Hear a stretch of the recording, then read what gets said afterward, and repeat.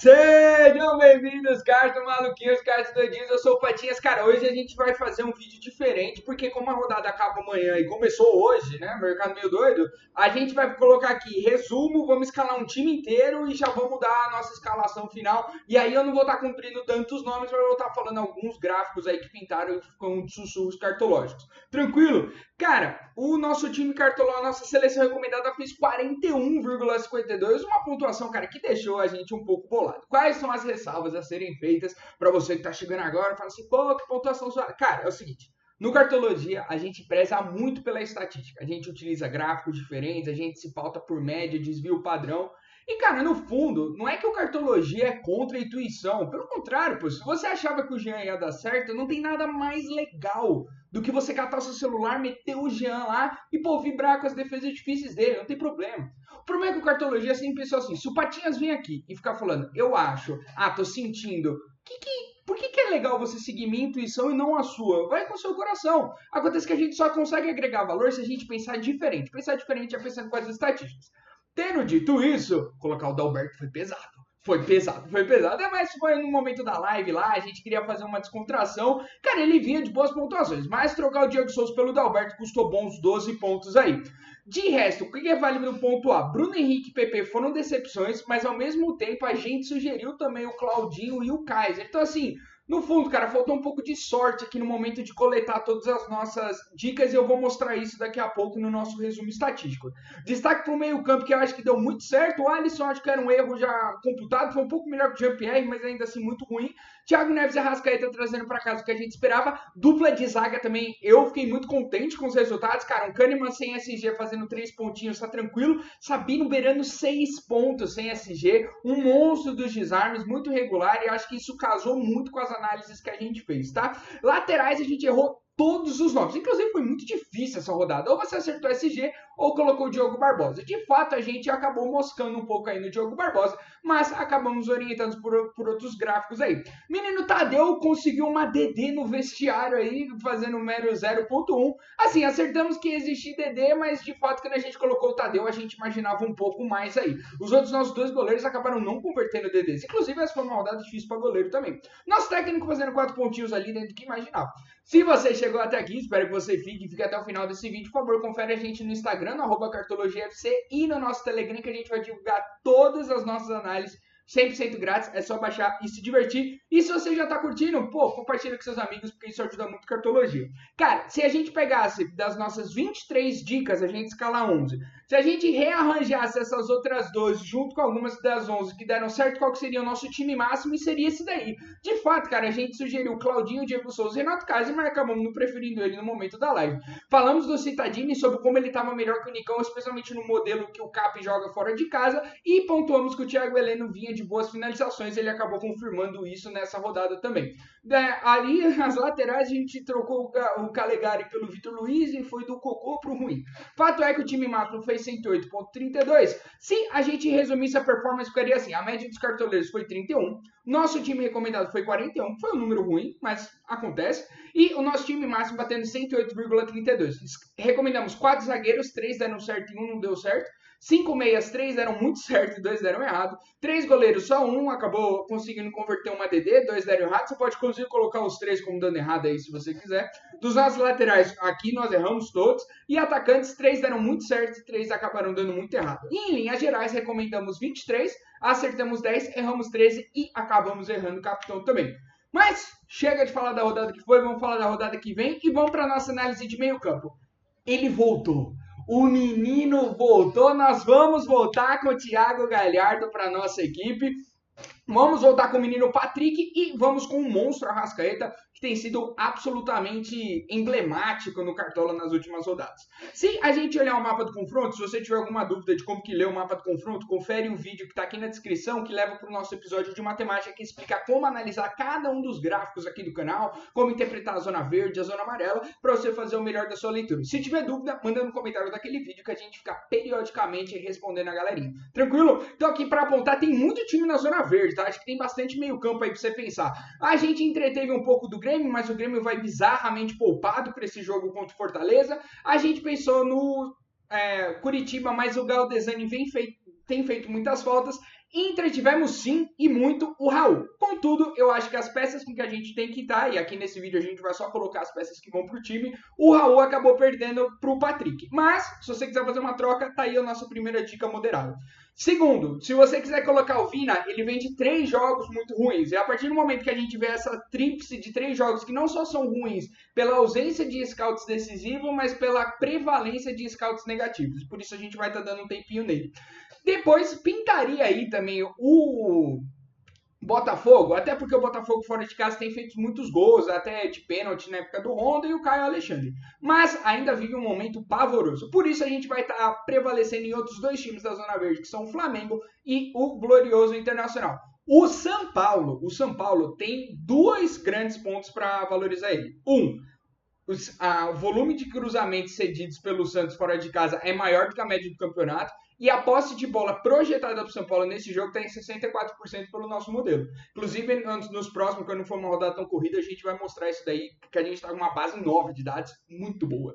Só que as peças que a gente tem para consultar no meio-campo São Paulino são o Daniel Alves, Igor Gomes e o Gabriel Sara. E os 3 estão tendo uma dificuldade muito forte de pelo menos ter uma leve consistência. O Gabriel Sara, que já teve alguns relampejos, vem de jogos muito ruins no Cartola e por isso a gente não vai estar prevalecendo eles, tá bom? De resto, acho que o que eu tomaria só cuidado para você não se deixar levar são meio campos do Atlético Mineiro, tá? Que eu acho que vão ter um confronto bem complicado aí, lembrando que o Atlético Mineiro vai jogar contra o Bragantino na segunda-feira. Cara, então vamos tentar explicar um pouco do Patrick e do Galhardo aí. Como que tá o Goiás com relação a pontos cedidos como visitante para meio campos mandantes? Cara, você vai ter um Natan fazendo 6.7, um Casares 15, Igor Gomes 12, mais para trás a gente vai ter um Menino 11 e um Charles 10. Fato é que a média recente cedida está em 2.66 para uma média global de 2.23.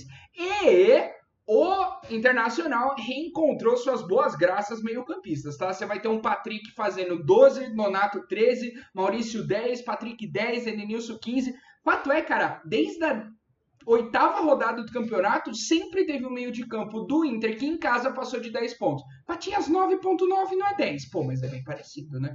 E por isso ele tem uma média executada muito boa, apesar de nos últimos jogos não tá tão bom. Patinhas, por que a média recente executada é 2,61 se está mostrando um número gigante? Essa é a média de todos os meios campos. Se o Edenilson faz 15, mas você vai ter um Patrick fazendo um pontinho, vai ficar com uma média combinada de 8. Se os outros 2 fazem 0, você vai ficar com uma média combinada de 4. Por isso, assim, vai reduzindo se você não tem uma igualdade de pontos aí.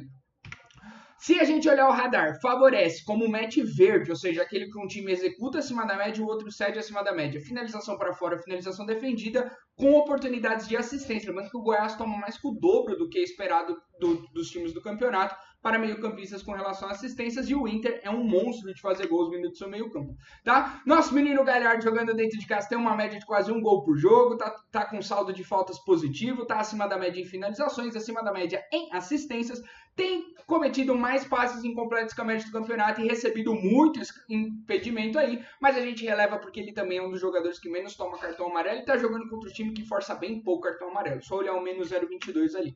Se a gente olhar a distribuição dele de casa, eu sei, aquela torre ali dá uma saudade, porque assim, cara, olha isso, a rodada 4, 5, 8, 9, 12, 15, 17, 18, todas passando 18 pontos, mas as rodadas mais recentes você vai ver que ele tá ali no horrível, ruim, mediano. Contudo, na rodada 27, de novo, ele voltou ao ar da graça, então esperamos que assim o nosso menino consiga nos retornar aos nossos braços, aquele que já foi um deus. Ele fundou o Olimpo aqui no Cartologia. Aquela zona verde só existiu porque Galhardo um dia caminhou entre os humanos. Por isso, Galhardo vai ser a nossa primeira dica aí. Eu não vou repetir esses mesmos pontos, porque acaba sendo a mesma posição, mas o nosso menino Patrick, ele tem um perfil um pouco diferente. Enquanto o Galhardo, ele é literalmente o gol que destacava ele, o Patrick tem uma maior média de desarmes e assistências.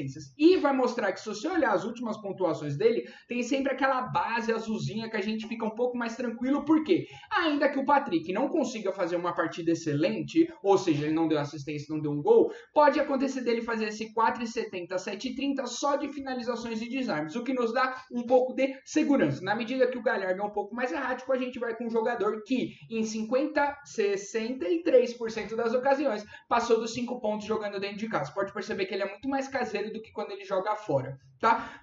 Patinhas, mas eu quero muito pôr o Raul. Cara, o Raul também faz muito sentido porque o Atlético Mineiro cede desarme acima da média do campeonato e o menino Raul hoje tá com uma média de 3,55 desarmes por jogo, jogando em casa. Contudo, porém, entretanto, eu acho que o confronto do Inter aqui está favorecendo muito mais. Tendo em vista os tropeços do São Paulo e do Flamengo, o Inter agora tem de fato uma chance de, se ganhar, sonhar com um G4 mais estabelecido.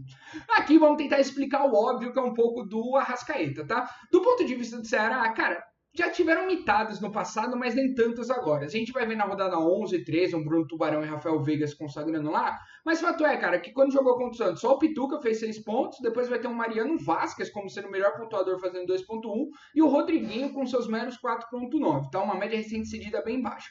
Contudo, nosso menino Arrasca tá tirando onda aí, tá ligado? Na rodada 22 fazendo 15,8, na rodada 28 fazendo 16 pontos, uma média recente executada de 3,85 do meio de campo flamenguista.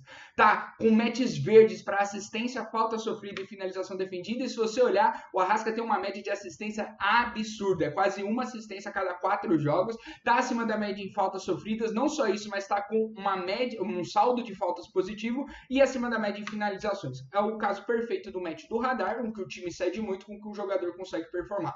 Continua errando muitos passes, eu acho que é isso que você já tem que colocar na sua caderneta, mas é um jogador que comete poucas faltas e tem poucos cartões amarelos aí.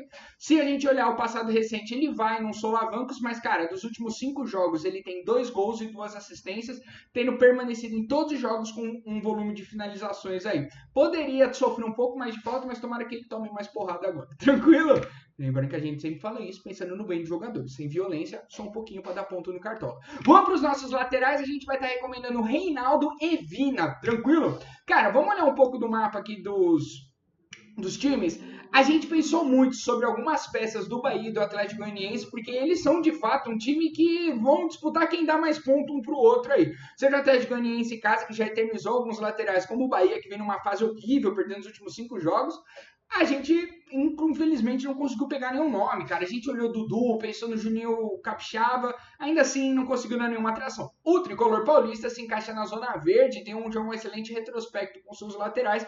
O Reinaldo, inclusive, no último jogo, mesmo tendo aquele chocolate do Bragantino, acabou fazendo 3,40, o que se você pensar para um lateral sem SG, que já tem aquele volume de passes incompletos, foi uma excelente pontuação, tá? Pensamos também, aqui vão ficar como alguns sussurros, seria o Abner Vinícius do Atlético Paranaense, que tem um excelente confronto contra o Curitiba. Cara, o Curitiba eternizou. Lembra do Felipe Jonathan, 14 pontos? Foi contra o Coxa em casa. Então, assim, tem uma boa percepção para o jogador, só que o Abner Vinícius é um jogador de muitos solavancos. E a gente vai no nosso nome um pouco mais seguro, que é o menino Vina. Eu sei que você vai falar, pô, Patinha, mas por que o Palmeiras está tão lá embaixo? Ele vem de alguns jogos ruins. De fato, o Palmeiras está sendo abençoado com um problema bom de ter que se dividir entre 3 competições. E aí você vai ter um time que vai ter que poupar muitos jogadores e por isso nem sempre coloca as melhores peças e aí no cartola ele acaba caindo.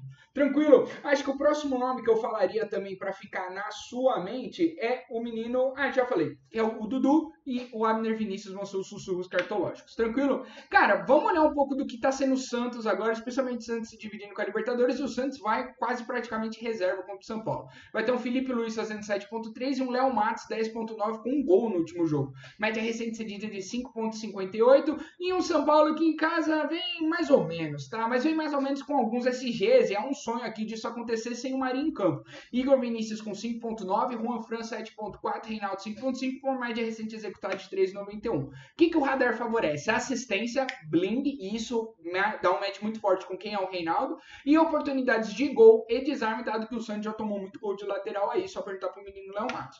Se a gente olhar, o nosso menino tá acima da média do campeonato em assistências, tá com uma média de uma assistência a cada 10 jogos, tá com 1,88 desarmes, que é muito bom, tá subindo essa média consistentemente e tem um excelente volume de finalizações. Ele não é o tipo de zagueiro goleador, acho que aqui você tem que apostar num pênalti, eu acho que, pô, quem sabe disso é Deus, mas é um bom jogador aqui para você estar pensando um possível garçom finalizador, tá? Ele tá aumentando mais ainda o volume de passes incompletos e tá hoje com saldo de faltas negativo. Por isso, se você colocar o Reinaldo, já marca na caderneta lá -2, que é só os passes incompletos com as faltas que ele vai fazer e espera que ele consiga emergir disso daí. É mais arriscado se você estiver querendo algo um pouco mais não vou dizer seguro, porque são jogadores mais erráticos, mas novamente, Abner, Vinícius e Dudu.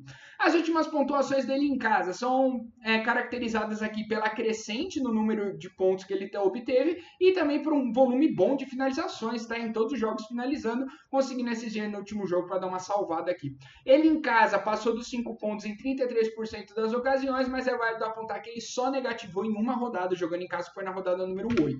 Tá bom?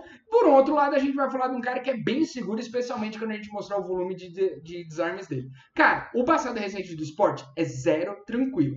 Cara, da rodada 25 pra cá, o melhor lateral na Ilha do Retiro foi o Mailton fazendo 2 pontos. Ou seja, um confronto bem complicado aqui pro Palmeiras. Contudo, o Verdão gosta de adversidades. Por isso eu vou pedir para você tomar cuidado quando você olha. Meu Deus, é o pior gráfico da história de gráficos.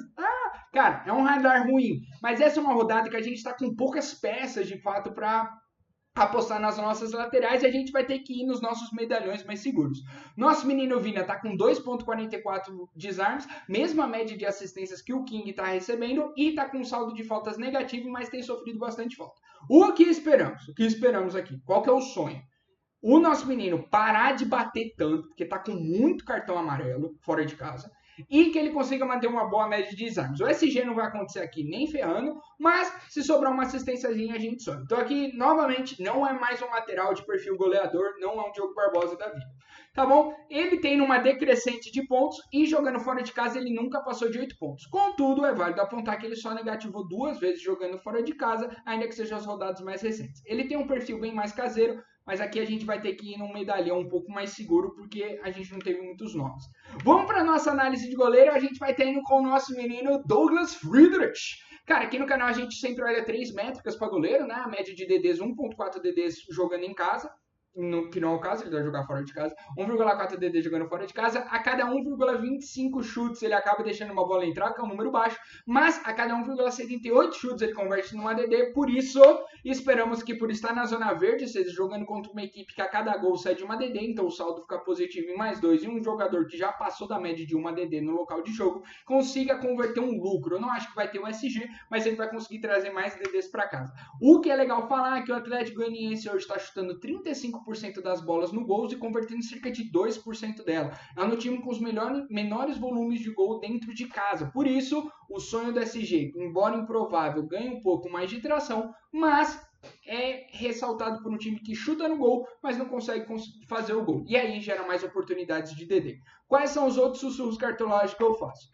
Não gosto de recomendar porque eu acho ele um maluco muito otário por tudo que ele já fez. Eu não acho que ele devia ter carreira no futebol. Mas o menino Jean, que vai estar enfrentando um Bahia que chuta 50% das bolas no gol, conseguindo converter 12% delas jogando fora de casa. Esse número do Bahia vem aumentando. Por isso, assim, o Jean, que já vem de uma boa pontuação, vai estar jogando contra um time que chuta muito no gol e não converte tanto quanto deveria, tá? Para essa média aqui de chutes do Bahia, a gente esperaria que ele estivesse convertendo em torno de 23, está convertendo 12, então tem uma oportunidade para o goleiro adversário.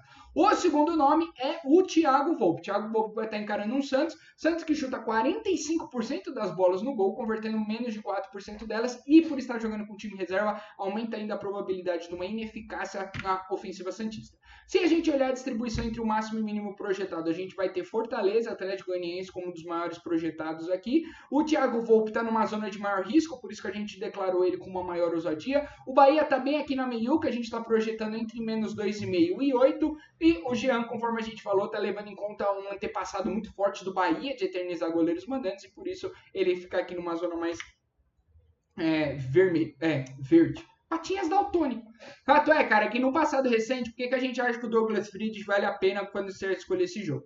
Ele vem de 2 jogos ruins? Vem de 2 jogos ruins. Contudo, porém, entretanto, todavia, ele está enfrentando um time que deu 11 pontos pro Tadeu, 8 pontos por Fernando Miguel, 4,6 por Lomba, 7,6. Cara, faz mais de 10 jogos, 10 rodadas que não tem um goleiro negativando jogando contra o nosso Dragão Goianiense, por isso a gente vai estar pensando no menino Douglas Friedrich. Vamos para nossa zaga maravilhosa, a gente vai estar indo de Arboleda e David Braz retornando. Senti falta dele, o nosso zagueiro aí que tem sido destaque nesse ano no Cartola. Dos times que eu gostaria de destacar, a gente foi com os maiores medalhões, quem está melhor colocado na Zona Verde, tá? Eu apontei alguns outros nomes, que seriam Sabino e Moledo, ambos numa zona amarela, o que significa que eles estão jogando contra times que cedem menos pontos que a média do campeonato. Contudo, medalhões reconhecidos têm se destacado principalmente em desarmes e faltas sofridas. Não são bons finalizadores, mas são dois caras que recebem os melhores scouts para zagueiros aí. Tranquilo? Acho que você tem que tomar um pouco de cuidado se você estiver pensando na dupla de zaga cearense ou em alguém do Flamengo aí. É um time que não só tem uma das zagas mais falhas, e por isso o SG é mais improvável, mas com um dos times com as piores falhas técnicas, por isso recebendo muitos cartões.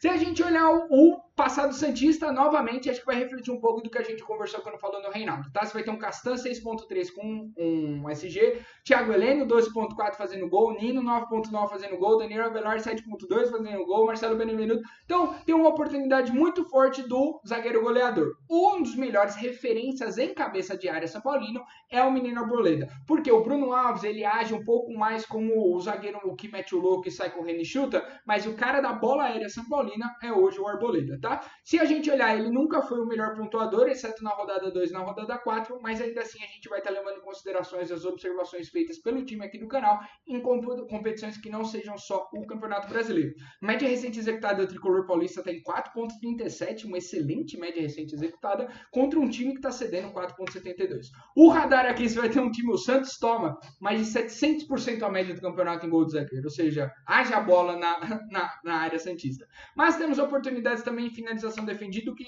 demanda a nossa utilização por um jogador igual ele, que está 6 vezes a média do campeonato, justamente pelo seu teor de bolas aéreas. Você não acredita que o Santos toma gol? Olha aqui, 1,53 e a média do campeonato é 0,28 pontos por jogo por gol do zagueiro adversário. Tá? Ele hoje está com saldo de faltas negativo, mas ele está cometendo menos faltas que a média do campeonato, ele só não está conseguindo receber tanta porrada, que isso muito, e tem errado poucos passes. O que dificulta nele é ele é mais cabeça esquentadinho, toma muito cartão amarelo. Nem sempre por falta, mas por reclamação. Nas últimas pontuações, São Paulo não tem tantos jogos computados pelo Cartola recentemente, ele tem um 2.2 aqui e é válido apontar que teve um SG, por isso uma pontuação abaixo do que a gente esperaria para um jogador que teve SG, e em casa ele nunca passou de 5 pontos. Eu sei, isso deixa você um pouco mais encucado, mas lembra que ele ficou um grande volume de tempo sem jogar e atuou bem mais fora de casa. Tranquilo? Próximo nome a gente vai estar falando do menino David Braz, o Grêmio que está indo até a casa do Fortaleza, Grêmio que vai pesadamente reserva, então tome um pouco mais de cuidado. Eu honestamente acho que o David Braz vai ter uma oportunidade de parar o Fortaleza, menos do que ele vai ter chance de ir para frente e fazer gols, tá? Se você olhar o passado recente de Fortaleza, tomou gol do Nino, Diego fazendo 4.2, Luiz Otávio 5.8, Rodrigo Carlos 5.2, uma média recente cedida de 4.33, para um time que não está executando tão bem assim. Ainda assim está acima da média do campeonato. David Braz já foi o maior pontuador na rodada 18 e na rodada 9, tá? O radar favorece sofredor de falta e com a execução acima da média do Grêmio em finalizações, que é exatamente o que o nosso menino David Braz está acima da média e acima da média em desarmes. Por isso aqui a gente quer dar um pouco do que a gente falou dos outros sussurros, que são Sabino e Moledo. Ele está com saldo de faltas negativo, mas não tem cartões amarelos computados fora de casa. Tá bom? Se você olhar a distribuição dele fora de casa, novamente, você vai ficar um pouco angustiado aí, porque ele também nunca passou dos 8 pontos, e só em 22% das ocasiões passou dos 5 pontos. Contudo, é válido apontar que ele só negativou uma vez, que foi na rodada 15. Passando por tudo isso, vamos para o nosso ataque da rodada, e eu sei que você vai falar: cadê o Flamengo? A gente não vai colocar atacantes flamenguistas nessa rodada. Serão sussurros, obviamente, e se a gente fizesse uma rodada normal, seriam as dicas moderadas, seriam o Gabigol e o Bruno Henrique. Contudo, os times que se julgaram e tiveram as melhores métricas, eu vou explicar por quê, são Claudinho, Cano e PP, Bragantino, Vasco e Grêmio, respectivamente, tá? Se você olhar a distribuição, o Bragantino tem o segundo melhor confronto e a gente vai ver, cara, o que toma gol o Galo jogando fora de casa é absurdo. Logo em seguida vem o Vasco, que vai estar encarando um desesperado Botafogo, fazendo aqui um duelo dos afogados, e o Vasco com essa vitória praticamente consegue enterrar a oportunidade aí de ser rebaixado. E a gente vai estar trazendo também o PP, o Grêmio que está namorando a Zona Verde aqui, está tentando. Lembrando que o Grêmio provavelmente vai jogar com Ferreirinho e PP, o que vai garantir muita velocidade, mas não tanta precisão, já que Diego Souza não foi relacionado para o jogo. O Galo, olha isso daqui, cara. Felipe Viseu, gol. Davó, gol. Ele fez gol e fez 6.1. Wesley, 13.4, 15.6. David, 7.3, 8.7.